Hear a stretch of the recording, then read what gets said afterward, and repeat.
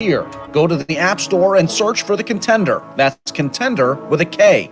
We're your new favorite sports talk station with all your favorite teams, Chicago, and we're right on your phone. No more radio dial, just download for free, open to start, and set the app to allow notifications. We'll let you know every time we're covering breaking news and when your favorite shows are coming on, like Pat the Designer and the Windy City Breeze. Plus, we take your live phone calls. It's one big happy sports family. Follow us on Twitter at The Contender with a K and download the free app for your smartphone.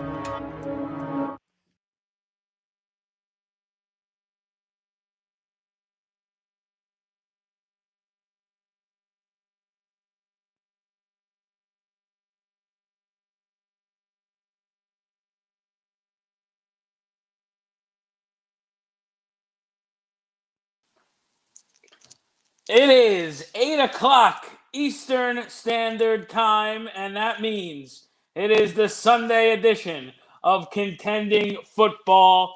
Joey Baboots, James Flippin here with you as we go all the way to 9 o'clock Eastern on the Contender app. You can download the app. You can stream it online at thecontender.com. We're also, I think we're on Facebook and YouTube and Colorcast and this and that. We're all over the planet tonight. We're talking football. It was another great Sunday, week 2. And I think, James, I'm allowed to say this now because some other guy who used to do radio somewhere in New York used to say this, but he's gone now. So I could say it. It is week 2 in the league where they play for pay. And it was some guys, which we'll talk about tonight, maybe did not deserve their game check today. And some teams sparked some upsets today. And I think that's where we'll start. When you look at the slate of games and you look at a team like the Bears, who were able to knock off the Bengals at home today, you have the Eagles lost a tough one to San Francisco. They were in that game late. Tennessee just now winning in overtime against the Seahawks in Seattle on a overtime field goal and a big day from Ryan Tannehill. But the game that sticks out to me, and I'm a little surprised based on if you look at the two teams that they beat back-to-back on a short week, the Las Vegas Raiders are 2-0 with wins against the Ravens and on the road on a short week against the Steelers. Who saw that coming? John Gruden. Yeah, I James, mean, look, how you doing? I think that was the win of the week for the Raiders to get that. Like you said, on the road, Josh Jacobs injured. Derek Carr just putting up some massive numbers right now, these first 2 weeks of the season. And, this is a big season for the Raiders in a lot of ways, right? Like you're looking for some validation out of bringing Gruden back. You spent all that money to bring him in. Derek Carr is an established starting quarterback in this league at this point. The jury might still be out as to what his upside is or where he's going. But I think that this is a team that needed to get out to a hot start. They obviously did. And I think that there's no bigger week 2 win than what the Raiders went out and did today. And we were texting about it. I mean, this is a team that, had a lot of disappointing losses the last couple of years. Couldn't seem to get over that, 500 hump. And I think that Derek Carr is a guy who you get into the playoffs, you feel like that's a team you can make a run with. So some of those weapons kind of that they've spent time drafting may be coming to fruition. I know Ruggs had the big touchdown today. And I just think that that's a team that, with everything that's gone on there and what the expectation level was when Gruden came in, you had to get out to a hot start. And their schedule kind of shapes up for them here now. I mean, it's the NFL. There's no such thing as an easy win. But they really put themselves in a good spot winning those first 2 games. No, absolutely. And the quality of teams that they beat, they set themselves up. Now, listen, if you're coming out of week 2, 2-0, you have to be happy. I don't care how you do it. I don't care who you play. But then when you have 2 wins against Baltimore and Pittsburgh on the road, it's got to put some wind into your sails. A couple things before we get in. We're going to go around the league. We're going to recap today. We'll talk about the Sunday night game coming up in about, 15 minutes or so, which we'll get into as well. And it's a good one with Kansas City going to the aforementioned Baltimore Ravens. But what is this Jameis Flipston that I see here? Okay, so obviously, like you said, a lot of games to get into. I want to, by the way, if you could just do me the favor, Joe, since we're simulcasting on Colorcast right now. So if you could add me to the co-host's chair, than our audience when I'm talking as well on Colorcast. In addition to the Contender, obviously my name is James Flippin. If you're watching us on YouTube, you can see me there on screen. If you're watching us on Facebook, he's Joey Baboots. If you're listening to us on the Contender, you're not seeing any of this, and that's just fine. But Colorcast, Contender, however you find us, we're happy that you did. And yeah. Okay, now I think it's on your end now to actually accept my invitation. I have invited you to join me. I have invited you to join me on the Colorcast, and you could chime in. So for those listening on Colorcast, you have Joey Baboots. Now you have James Flippin. And we're contending football right now. So we have you on there. Here, episode 2 of the show. And yeah, Jameis Flipston, even though my name is James Flippin, is a sign of support for Jameis Winston, who I'm a big believer in. And the Saints did not have a good day today. In no way did they replicate their success of week 1. You got Sean Payton apologizing for the bad offensive showing, and you've got Alvin Kamara. I don't even know if he broke like 10 yards rushing today. The Panthers defense is definitely legit, by the way. But yeah, not a good day for Jameis Winston, and he had a kind of very Jameis Winston-like interception at one point. So I'm a big believer in Jameis. So I'm showing my support by putting the name not as James Flippin, but Jameis Flipston. Okay, well there you go. That's your whatever thing. You have a very, this is our first show together. Last week I was unable to be here. Maybe a little bit of too much with the boop-biddy-bop at the Giant game, numbing the pain of what has just been a god-awful start to the season. Who could blame you? We'll put that out there. We're both Giants fans, despite the fact that listen, I was at MetLife Stadium last week. I'm glad I was not down in Washington to watch that disaster in person, because I probably would have just jumped off the roof of the building. And we can get into that a little bit later when we talk more in depth about recapping week 2 here in the league. But so this is our first show, week 2. We're here 8 to 9 o'clock every Sunday night, and now I was excited about coming on the air with you, so I put on a nice shirt here. My makeup's on. I got the beard going very nicely. I'm ready to go. I got great lighting. I have fantastic lighting going on right now. And you put on like some mishmash. It's like a ridiculous color scheme. You look like, what are we doing here? What is that hat? I have the orange on the hat. It's different orange. It's a different orange. How is it different? It's orange. It's 2 different oranges. You can have different color. Look, the pink in your face doesn't match the pink in your shirt right now. Sure it does. It goes perfectly. That's why the makeup artist that comes in, Sally, they're complaining about the makeup. Thank you to Makeup Sally there, who did a great job tonight getting me ready for the show. But listen, I put on I got the Due Process shirt on. Of course, the famous golf course in New Jersey, Due Process Stable, which I happen to play this week. Did you know, fun fact about that? How's your golf game doing? I shot 81 at Due Process, which was great. Today was a disaster, but we don't have to get into that. And I got a Ryder Cup coming up in 2 weeks. But I was on the driving range on Tuesday with Justin Tuck. And fun fact about Justin Tuck and his golf game, he's a lefty. So there you go. Yeah. Wow. Okay. There you go. I didn't know that. I asked him how he played after. He wasn't in my group. He said he needed an eraser for his scorecard, so must not have been that good. Well, yeah. I guess I shot 81 though. 3 birdies. No big deal. How can I know that you were going to throw out some score and say like, oh that's how we do it. That's how we do it. By the way, if you want to join the show, you can. You can call us 855-908-5668. 855-908-5668. Now, let me just preface, being that this is our first show and kind of what we're going to do, how this show is going to run. A lot of shows, they have these very elaborate produced pieces. They spend all day watching film and prepping for the show and have these long lists of notes and segments. That's not how me and James operate. We're 2 guys who love watching football, who love enjoying a Sunday afternoon, and you're just going to get our take on what happens. So don't be looking for the hardcore. We're not going to break down how many RPOs that the Rams had today. We're not going to talk about how many picks that we are going to talk about how many picks Zach Wilson had for the Jets. And by the way, we'll get into it later because I don't want to go into it right now.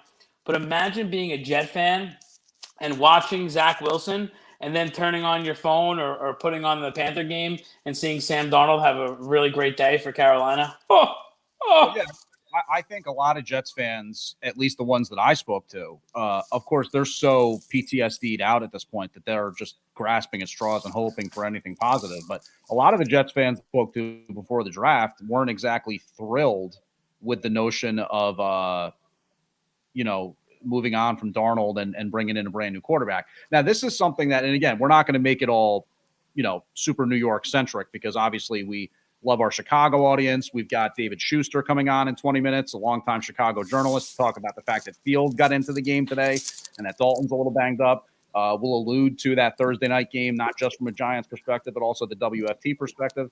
But, the weird thing about the NFL is all this finances that you have to keep up on as a fan. It's not just whether or not these guys can play.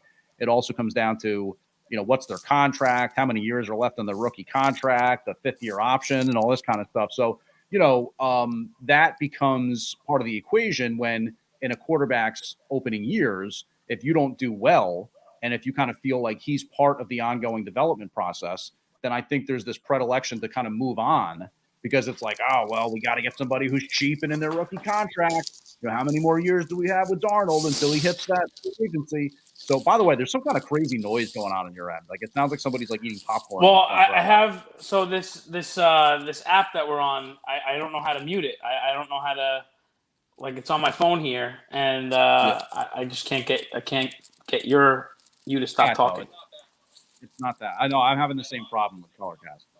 Okay. It's leading. Turn the volume down as low as you can. But no, I think it's the mic. It's the mic on your shirt. Oh. Oh yeah. Oh yeah. Can you hear me now? Can you hear me clear? I can hear you, but it's just that we're hearing everything else as well. We're hearing the ins and outs of your shirt right now. So, well, it's a very nice shirt. It's again battleground, not battleground. Due process. Due process. Yeah. Get it right. Keep your rights. Keep your rights forefront. All right, 855-908-5668. 855-908-5668. Let's go around the league here quickly. Let's go through the day. We'll recap the scores and then just any comments you have about the actual game. Now, right. I don't have the Sunday ticket, and I was not at the bar today. We mentioned that David Schuster's coming on at 8:30, so we'll talk Bears and yes, we'll hold that game, and we should have a guest hopefully around 8:50 to talk about someone that was at the Jet game today. A big longtime Jet fan, Gabe from New Jersey. So we'll see if we can effort that. Let's just quickly, we'll come back to that. Let's start with the Broncos and the Jaguars. The Broncos, Jacksonville, the Urban Meyer era is not off to a very great start with Trevor Lawrence. 23-13, they lose at home. They got blown out last week. They now have the longest losing streak since 2007 to 2009, which was the Lions. 17-game losing streak for the Jacksonville Jaguars. Well, obviously the Jaguars, as much as, if you listen to our offseason draft show, my good buddy and our draft analyst, Bill Royce, suggested that the Jaguars were in position to kind of maybe have a big year, reloading with the draft and kind of moving in with Urban Meyer and bringing Lawrence into the fray and all that kind of stuff. Obviously, it hasn't happened at 0-2. But, I'm telling you, this Broncos team, first of all, going into the year, we knew that their defense was legit. Yes. Best, safety tandem in the league and plenty of pass rushing talent and all that kind of stuff. But I guess what we did not see coming, at least in terms of how great he's been so far, is Teddy Bridgewater, hamburger helper hands, as I like to call him, with the 2 gloves that he wears. 54 of 70 on his pass attempts in the first 2 games. 4 touchdowns, no picks. Now, one of those games, as we know, you and I being big Giants fans, was against the defense formerly identified as a New York Giants defense. It's not a defense. Right. It's just kind of 12 guys standing around wearing blue jerseys. Correct. Never good. Correct. But, Teddy Bridgewater has been absolutely amazing. And, they've got some new blood at running back, but at the same time, Melvin Gordon in the mix with that veteran presence. I think this is a team that, tough division. And we talked about the Raiders already. And, of course, the Chiefs go without mention. But I don't know. This Broncos team is one that, at least right now, you could definitely see a path to the playoffs for them. And, that's, of course, banking on this kind of play from Teddy Bridgewater, taking maybe a step back. I mean, I don't think he's going to be an MVP candidate when it's all said and done, but, so far he's been absolutely amazing. Yeah, he spread the ball around today. 9 different receivers having catches, none more than Cortland Sutton, who had a big day. 9 catches, 159 yards. The Broncos are. Sutton's going to have to step up because Judy's got the high ankle. He's going to be out for. Yeah, and he had a big day today. And listen, I watched the entire game. We left with 8 minutes to go last week in the fourth quarter against the Broncos, but their defense is legit. They're going to be in a lot of close games. And if Teddy can play like this and make enough plays in the passing game, and they get the running game going with Gordon, they're going to be a tough team. And they have a great home field advantage late in the year with at Mile High. They are in a very tough division, though. I mean, those teams are just going to beat up on each other when it's going to be an uphill climb for anyone against Kansas City. And Las Vegas looks legit right now. That may be the key as much as anything, because we're talking about they're going to play the Jets next. Then they've got Baltimore, then Pittsburgh, then Raiders for the first time. They play Kansas City basically twice within the span of a month, because they're early December on the road against Kansas City, and then they finish the season in Week 18. Let's not forget. So weird. Kansas City. That's so weird. It's weird that when you're talking about predictions, like saying a team is going to go 10-7, 11-6. I'm not used to, I like the 9-7. I like the 9-7. I know. I agree with you on that. It's not, in my lingo. When you're a broadcaster, you're used to saying phrases, they roll right off the tongue. Right. Like, all right, yeah, that's a Jet team that's going to go, 6-10. Well, now you gotta redo math in your head, and 17 is the worst number. Okay, but see, you didn't give me the opportunity. I thought you were going to give me the chance to do the sort of very cliche thing that everybody's doing now, where, so how do you think they're going to do this year? And then you, for example, you tell me you think they're going to be a 6-10 team. They're going to be a 6-10 team. Oh, what are they going to do with that final game? Oh, wow. Wow. I don't know why everybody has that same reaction because we're used to, it's like calling Citi Field Shea Stadium. You know what I mean? You got to get over it after a while. But we said how the Raiders started off the season with their big test, arguably. This is what's coming for the Broncos after the Jets at home. Ravens, Steelers, Raiders, Browns, WFT, Dallas. So that's like a big stretch for them in terms of how their season's going to go. They have a little bit of a softer landing in that second stretch after the bye week. They get Philadelphia before the bye week, and then they have the Lions and Bengals and the Chargers factored in a couple times after that bye week. So that's the big stretch for Broncos, is the middle of the season there. Yeah, the Broncos have a big upside, and Jacksonville is now in contention for the first-round pick for another year in a row. So they're going to have a tough time beating out the Falcons for that one, I think. Well, the Falcons can't get out of their own way. We'll get into that a little bit later. For anyone that was worried in the Mafia, attention all Mafia, it is okay. Don't worry, Bills Mafia. It is okay. A decisive 35-0 drubbing in South Beach. I got to tell you, when I looked at the slate of games this weekend, I thought the Bills were going to be 0-2 coming out of this weekend, because Miami is a legitimate team. They go on the road and beat the Pats, and then they come home and they get blown out by a very much more focused Bills team than that you saw last week against Pittsburgh at home. Yeah, I mean, look, I think that the Bills and their fans, you put it perfectly, because, I mean, they have to feel just such a sigh of relief after this particular game. Not like a massive showing from Josh Allen, under 200 yards passing, but he did have a couple of touchdowns.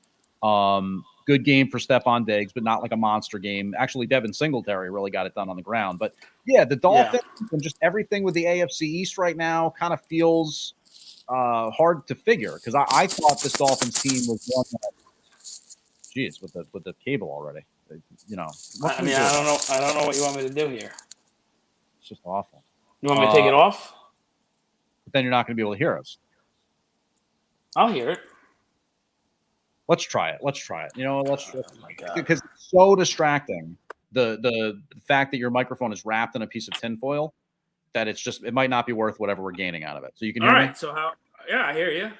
All right. So we hear you, and I think we're good. Let's just roll forward. 855-908-5668. What can I say? What is it already? What is it already? So no, which game were we talking about again? The Bills and the Dolphins. Can you pay attention to the show? The Dolphins defense, I thought, was a lot more solid than that. They got absolutely trounced. And also Tua got hurt. Not a good weekend for the Dolphins. I don't know how seriously Tua got hurt, but I think the cart came out. So the cart came out. It was not. Yeah, that was not good. Let's see. What are they saying? Will be available for their next game. That's the breaking news as of the last 10 minutes or so, apparently. So, but yeah, the Bills put a hurting on them. They're a Super Bowl contender, obviously, so they couldn't fall 0-2. At least you don't want to see them fall 0-2 and in division win. So big statement for them. Definitely a big statement and just an absolute spanking. So not an exciting game. That's maybe why I didn't think of it as much.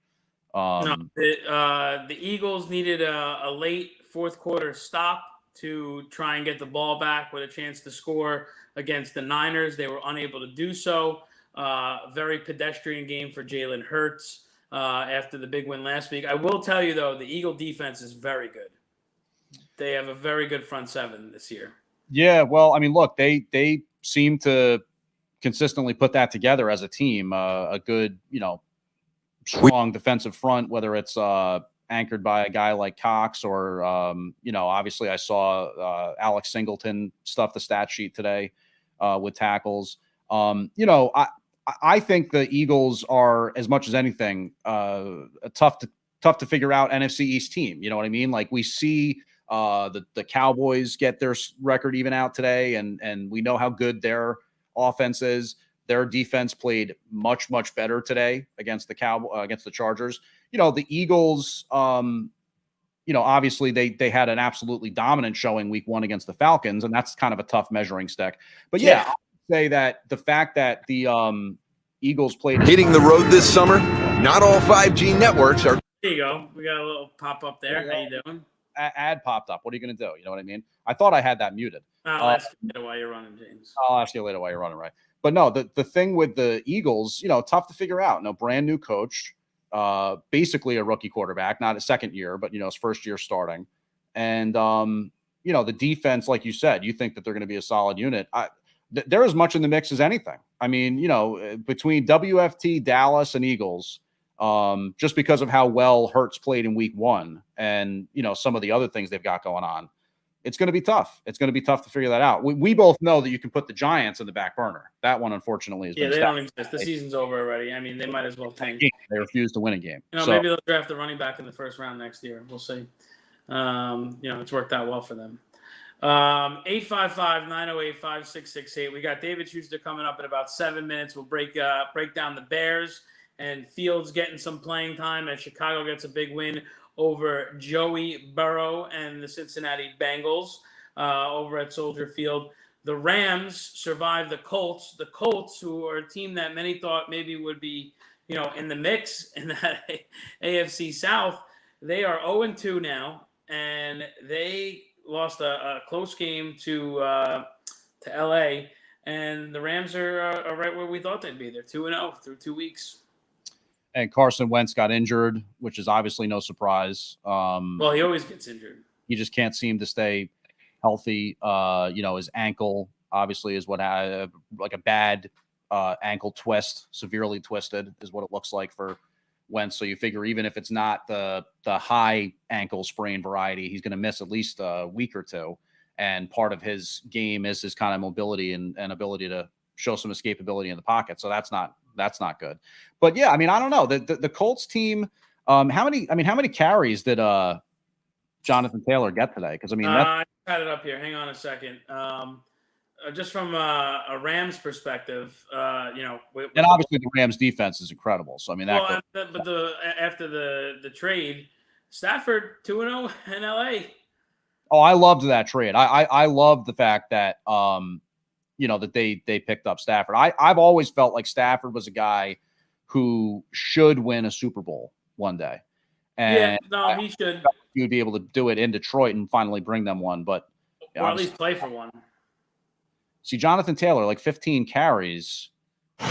I mean, again, I'm going to get an ad up here if I'm not careful. Jonathan's got more than 15 carries. I mean, that team is driven on the legs of Jonathan Taylor. It's early in the season here. I mean, I guess you're easing them in or something like that. But, I don't know exactly how the game script worked out. James, they have an extra game to play this year, so you got to take care of the. Yeah, that's true. Well, no, I mean, look, that is a factor. You figure that you got to split the workload even more now. Running back by committee is even more of a reality with the 18-game schedule. So, yeah, it does make sense. And just like that, the NFL has turned into the NBA, where we're going to talk about load management throughout the season. Load management? I hate that. But it's been like that for a while, though. It's been like that for a while. You know what I mean? Like that. How many guys are really going to – I mean, notwithstanding Derrick Henry, and we haven't even gotten into that game yet. What an absolute beast. Just what an absolute animal.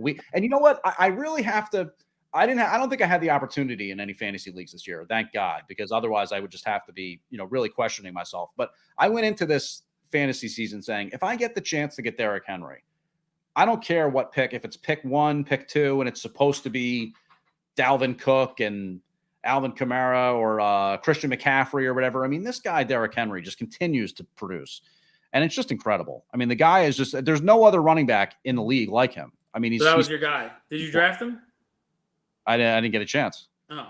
I mean, do you still have that team I gave you? Yeah. Actually, still going on? Yeah, my friend that I'm co-managing that particular league with, it's a keeper league, by the way. Yeah, I know. He wanted to call in because he's mad at me for not having picked up Elijah Mitchell last week from the. Why didn't you do that? I never really yelled at you when you were running the team. I was a good owner. Bad management. I was a good owner. You'd have to say I was a good team owner. Yeah, you were a good owner. At that time, I was GM. Now I'm the team president, and this guy that I brought in is the GM. So, Is Nick Costos still in that league? He is, as a matter of fact. You better beat Costos. I mean, we weren't playing him this week. Or I would just say, you bet. All right? Yeah, that works. That absolutely works. 855-908-5668, Contending Football here on the Contender app, thecontender.com. If you're not on with the Contender during the week, 7 days a week, 24/7, I don't know what you're doing. You're missing some of the best content. Chicago sports, Washington sports. Washington sports, they're an interesting bunch there because the Nationals are a disaster. But WFT, so bad the other night, James. Well, I mean, the thing what's so frustrating about that game from a Giants perspective is that the Giants were not done in by the calling card, so to speak, of the WFT squad, which is their pass rush. You know what I mean? Like Daniel Jones had all the time in the world to basically drop back and figure out what he was going to do, whether it was take off with the ball and run or find one of his receivers downfield. But yeah, the Giants right now just can't find a way to win.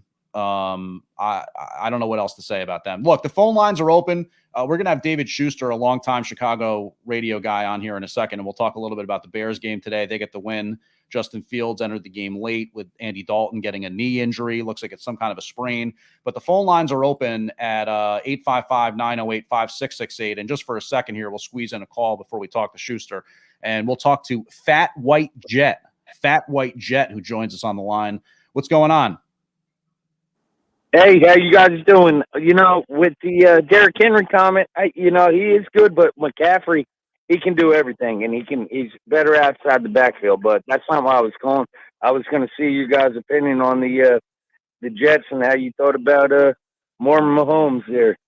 Yeah, Mormon Mahomes, obviously not a good day for him, Fat White Jet. Obviously, we know that much. 4 interceptions. The last 2 were especially bad. The first 2 kind of like tipped passes and stuff like that. But, look, I don't know. I mean, I think Wilson right now is going to have to get reined in a little bit. He's a rookie. What do you expect? He's going to take chances.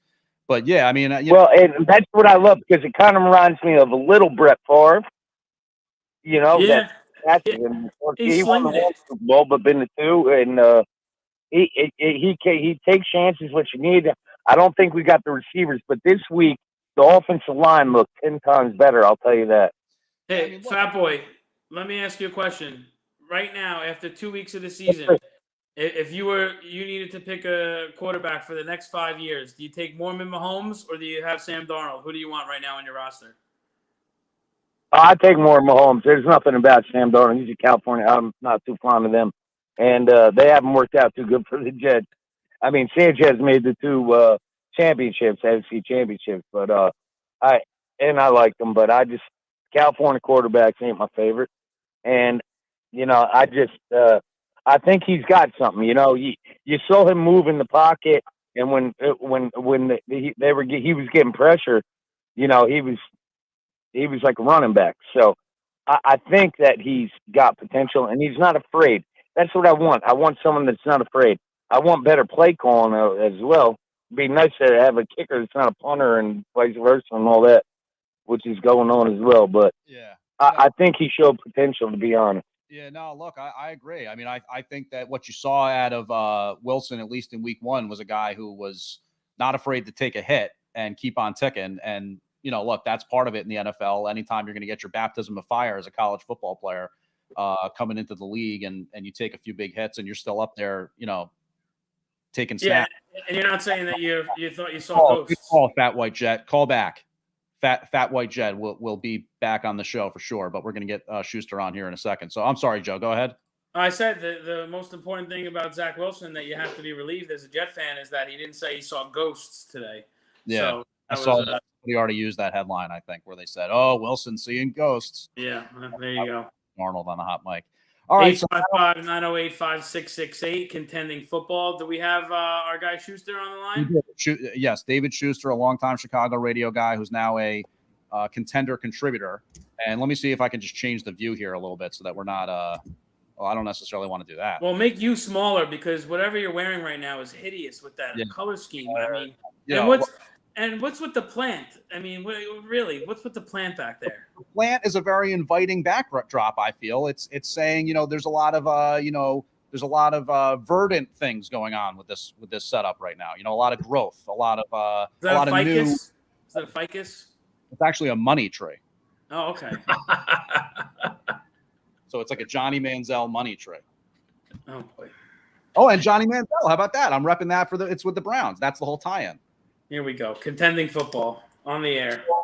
We're joined now by David Schuster, who is a contributor to the Contender, a longtime Chicago radio guy, and you can hear his commentaries on our Twitter page, and then he retweets them, so that's great. We follow him on Shoe Mouse, SCHUMOUSE, but it's David Schuster, and he's with us here on Contending Football. So, David, obviously the Bears get the win today. And they're excited about that, but a lot of people in media, and I guess they're in town, I'm sure, want to focus on the fact that Dalton got banged up at the end, and Fields got a little bit of a debut. He's saying he can play better. What about that today with Justin Fields getting into the game? How did you feel about that? Did you like what you saw out of him?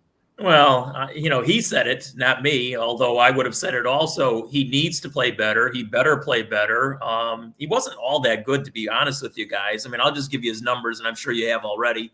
6 of 13 for 60 yards. He did have a couple of drops, including one by Allen Robinson that should have been a touchdown. But he did fumble the ball scrambling. Fortunately, he recovered it. He also threw one of the worst interceptions, and there's been many at Soldier Field over the years by Bear quarterbacks, by the way, but it was a stinker for sure. It was also a bad play call. I mean, that's what this coach is known for, bad play calls.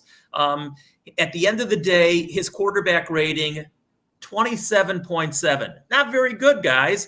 But then again, if you take a look at the other rookie quarterbacks around the NFL, none of them are really shining so far. Trevor Lawrence has been horrible so far. His QB rating today, 37.2. Zach Wilson with his 4 picks, he was only 37. Mac Jones was okay with his QB rating because his coach is smart enough not to really put too much pressure on him and basically hand off the football. So, Fields has got that it factor. There's no question he's going to be good. The reason they haven't started him is because he's beyond raw. That's number one. And the offensive line would have a hard time holding the 3 of us off, to be honest with you. So it all makes sense that he hasn't been the starting quarterback to this point. But it's really comical, guys, because if you read the message boards, and I laugh my you-know-what off at them most of the time, even after today, they're all saying, well, he should start next week.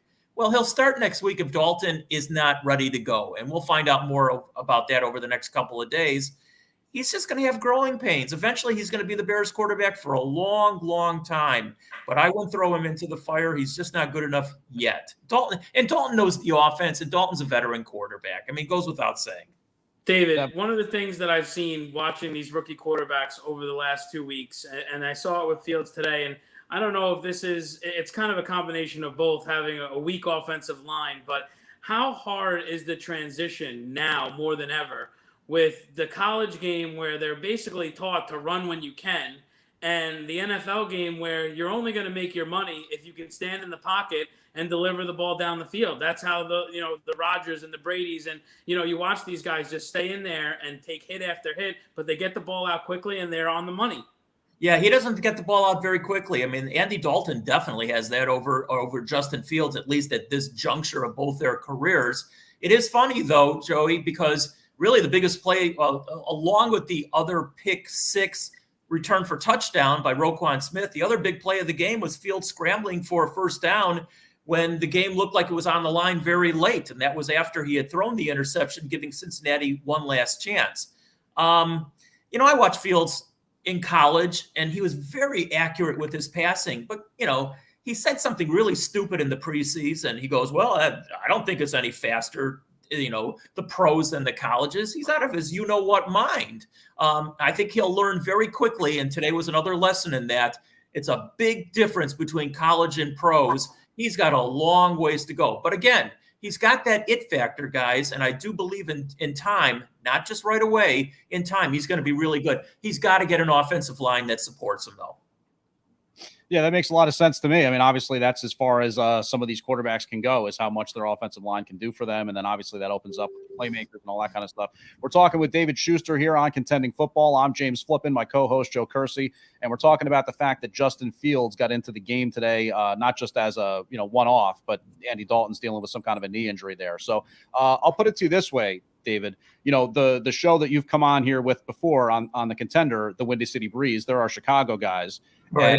And one of our Chicago shows, and they were on for our post-game show today, doing our Bears post-game. Pat, the designer, said, look, if Robinson doesn't drop that pass, there's no question that Fields is starting next week.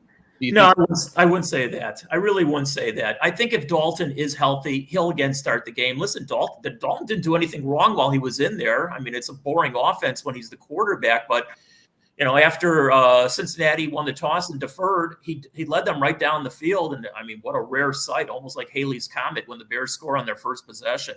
And they did. And he threw a nice touchdown pass to Allen Robinson in that situation. And overall, he was 9 of 11. His QB rating was like 127 while he was in the game. So I don't agree with that. Fields, again, I do believe in time he's going to be good. But you also saw a lot of bad. And if teams have a chance to game prep for him, which Cleveland would do if they knew he's going to start next week, they'll blitz him. I don't think he picks up blitzes just yet. I think he has to learn how to do that. He also has to learn when the rush is coming to avoid it and get out of the pocket. That's something I saw a long time ago in college. He'll sit in that pocket way too long. Now, today he got out of that pocket, but old habits die hard. So again, he's got a ways to go, and I hate to disagree with other people, but no, I don't think he would start if Dalton is healthy. That's a big if. We're talking with David Schuster right now on Contending Football as we go all the way to 9 o'clock Eastern time here on the Contender app and Colorcast and YouTube and Facebook and anywhere you can get the Contender content right now. Quick question, and this is looking a little bit more down the road. We talked enough about the quarterbacks at nauseum. The defense today had 3 turnovers. They picked Burrow off 3 times. They had one really good, nice 54-yard return there. They were able to get some sacks. They got some pressure on Joe Burrow.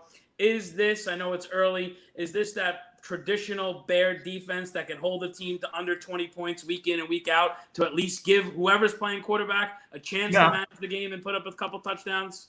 I don't think there's a defense in football that can hold a team every week under 20 points. Offenses are way ahead of defenses in today's NFL. And by the way, you shortchange them. They had 4 turnovers because they had a fumble recovery.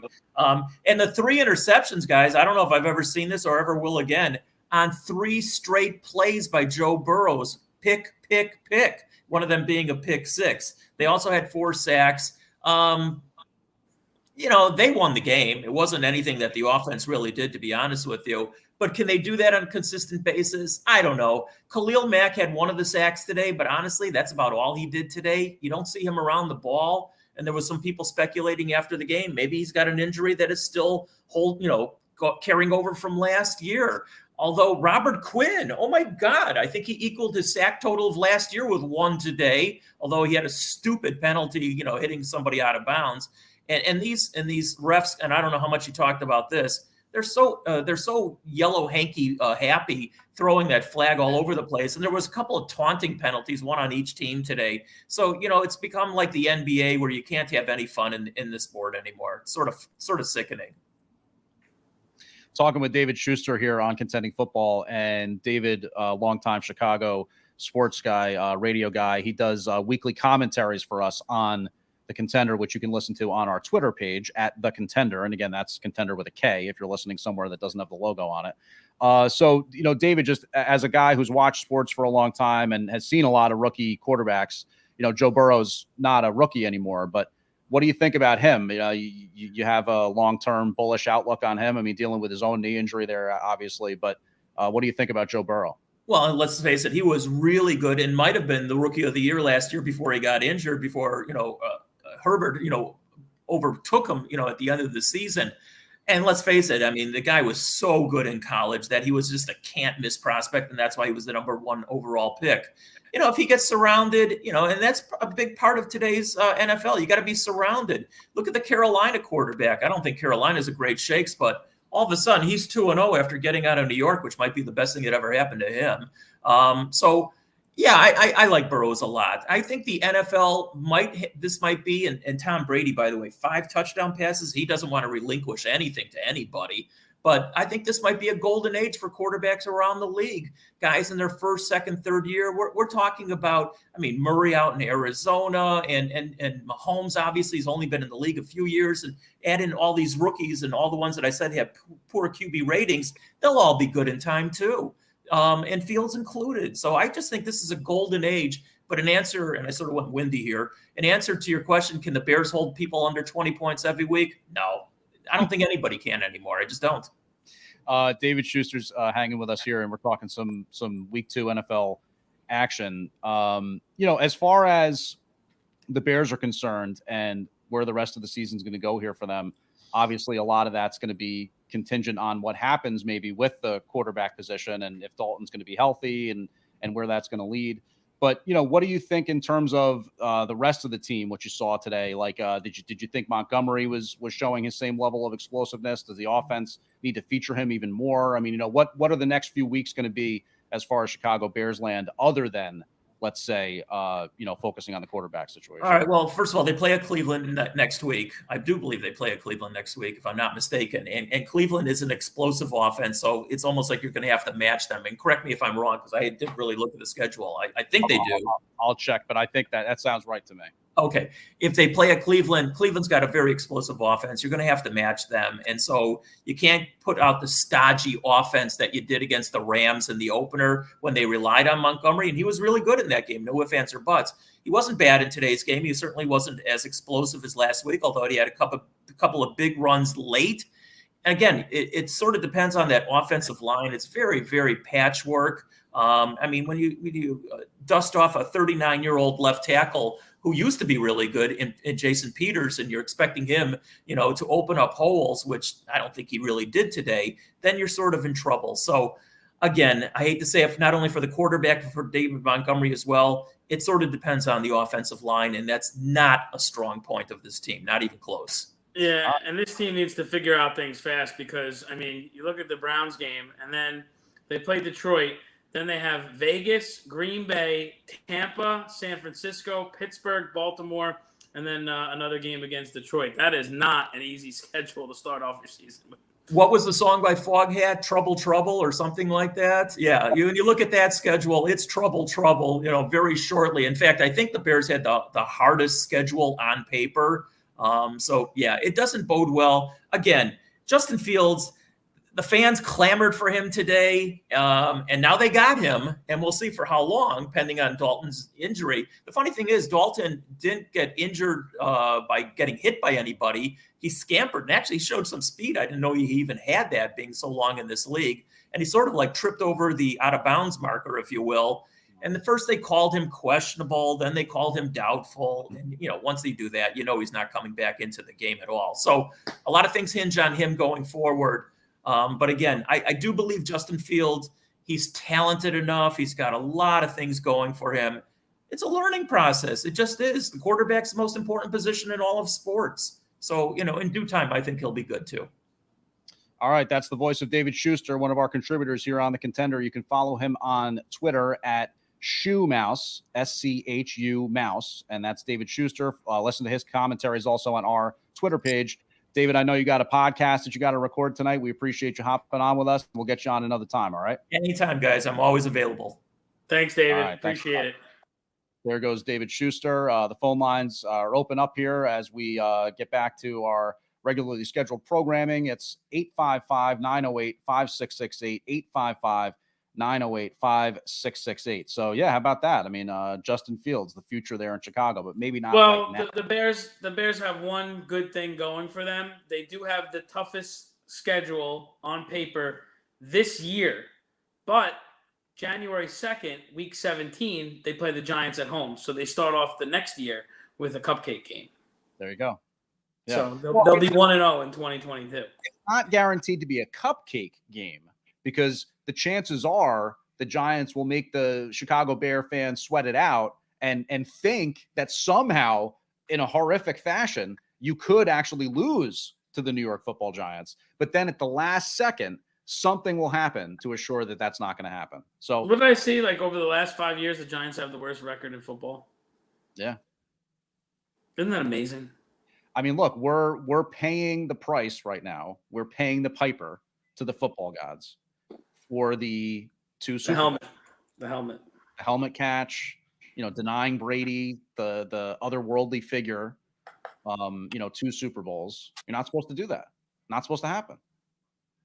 How good did Tom Brady look today?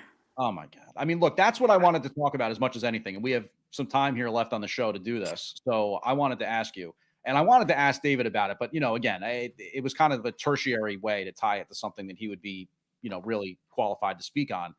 You talk about like Michael Jordan, right? Even a guy like Tiger Woods, who I know is one of your all-time guys. I don't know. Willie Mays, Hank Aaron. Baseball's weird because it's got some of that A-Rod and Barry Bonds stuff, but Brady is such a bizarre thing to me because he's not beloved, right? Outside of Boston and now the west coast of Florida. I think that's changing, though. Is it? I think he actually is more beloved now leaving New England. I think the thing that he's proven, and it's not to say that one is better than the other, but they didn't need each other.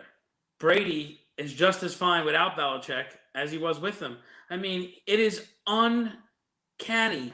24 of 36, a little under 300 yards, and 5 touchdowns. No turnovers. He is a machine. He took 3 sacks. I mean, it is unbelievable. Is he 43? He's not 44 yet? I know he's in his early 40s. I'm not exactly sure. Let's just get Gronk out of retirement because he's still young and healthy now. He is 44, by the way. He turned 44 on August 3rd. Gronk has 4 touchdowns already this season. Yeah. Gronk looks amazing. And he's in every single commercial when you watch football, too. I mean, it's like... Did you see the 2 of them doing on the Bucks website? Did you see the video? Probably not. Him and Gronk do a weekly thing. You got to watch it. It's hysterical. They do like a weekly, like a podcast or something? Like a little show thing in front of the stadium. They're in these chairs and they just shoot the breeze. And he was asking if he knew Spanish or Portuguese, and they were it's very funny. Brady has become more likable since he left New England. I'm telling you, he has. I don't know if that's true. Like, why? How? In what way has he become more likable? Because he's not playing for the Patriots anymore?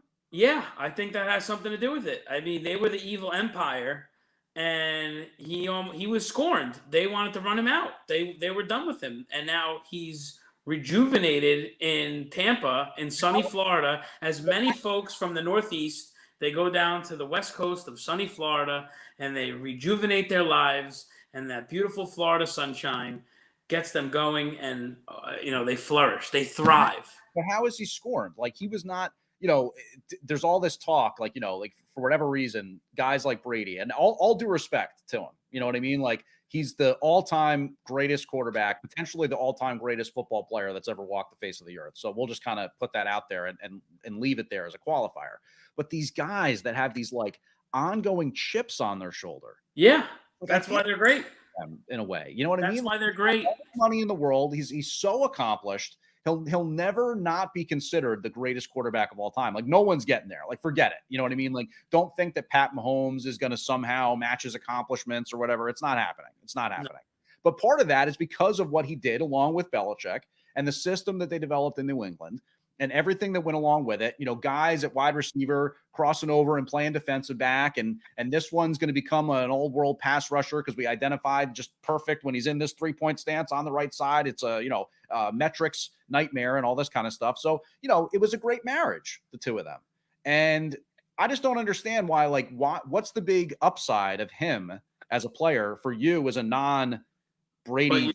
But you're seeing now that it's more than just that system. He's broken away from that system now. That system, he's not in that system anymore.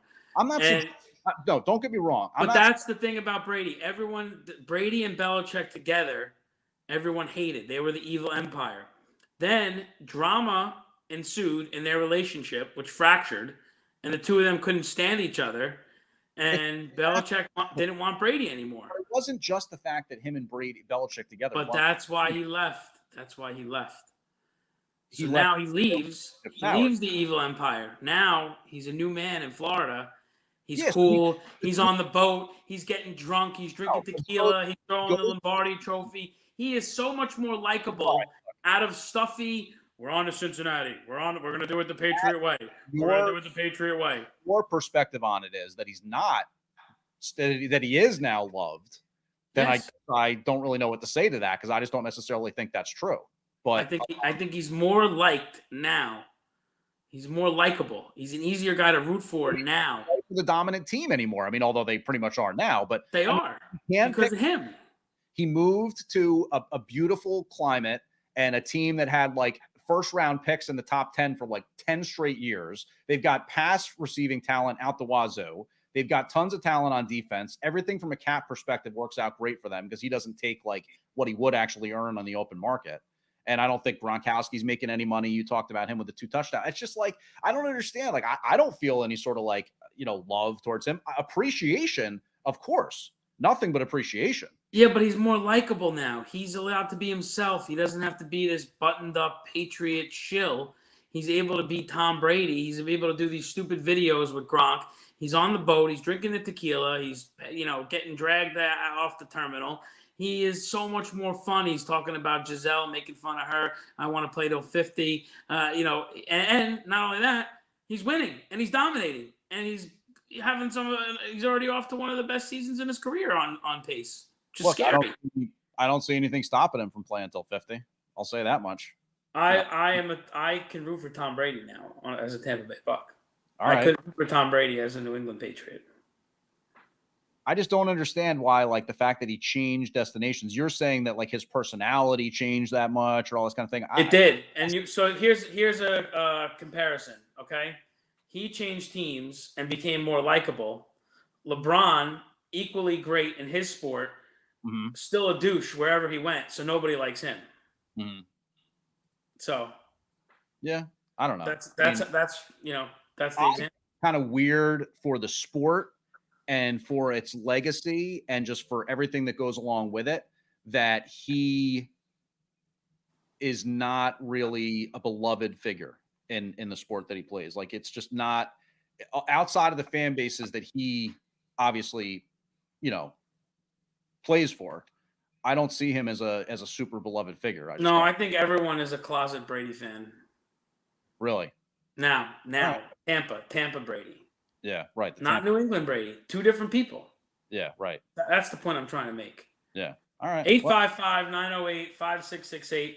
855-908-5668. We got about 6 minutes left if you want to get on board. This is Contending Football here on the Kontender.com, the Kontender app, YouTube, Facebook, Colorcast, which we had a little bit of a technical snafu once I took my headphones out, but I'm going to get new headphones for next week, I promise. Okay. The color cast lose our audio, unfortunately, when that happens. Well, no, I think there was just a little bit of an echo. So we'll fix that. Also, I want what? We're working through the kinks. Yeah, we're working it out. 14-7 Kansas City at Baltimore right now, Sunday Night Football. I think there was a pick six. Mahomes threw a couple touchdown passes already.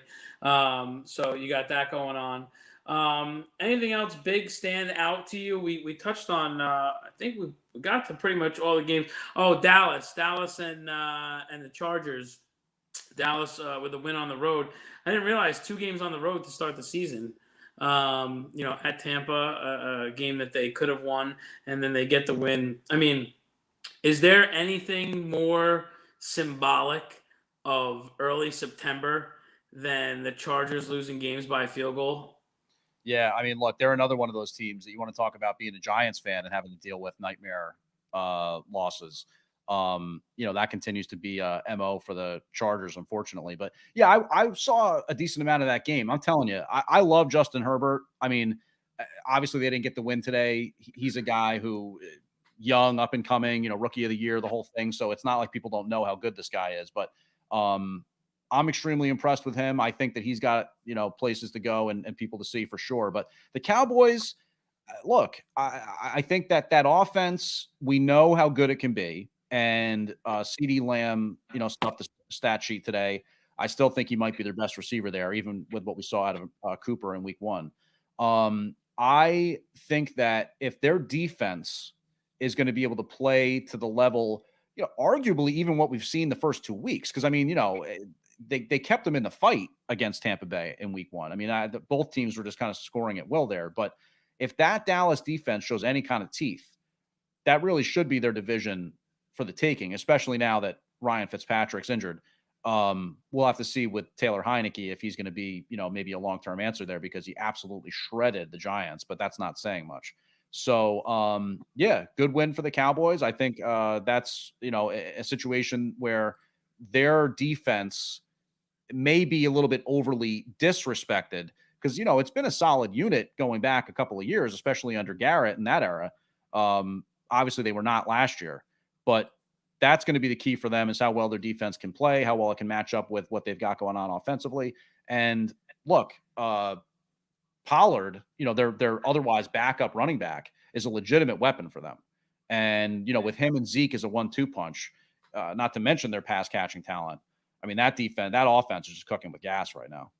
No, absolutely, and it is their division to win. And just before we get off the air, I just want to mention, one of the most exciting afternoon games we had. We didn't mention, but death, taxes, and the Vikings missing a late game-winning field goal in the dome, nonetheless. But Arizona 2-0, Kyler Murray 400 yards, and Minnesota played well. I mean, Dalvin Cook 21 carries, 131 yards. Cousins threw for 250 and 3 touchdowns. They were able to get some turnovers. They had a shot late, and Greg Joseph misses a 37-yarder as time expires.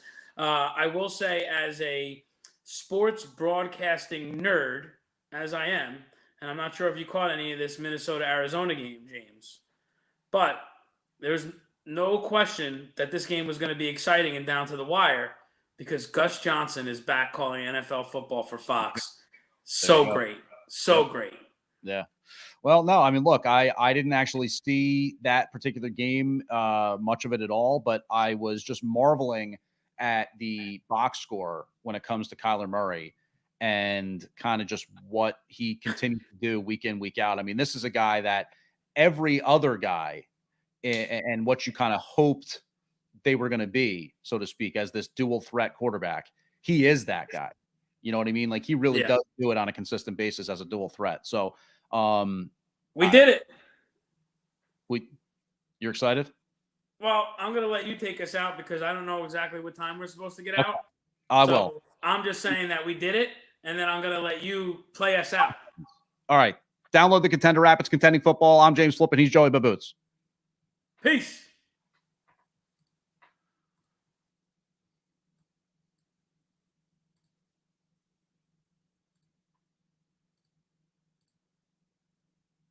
And we will now say goodbye to our Facebook and YouTube audience. Goodbye, everyone.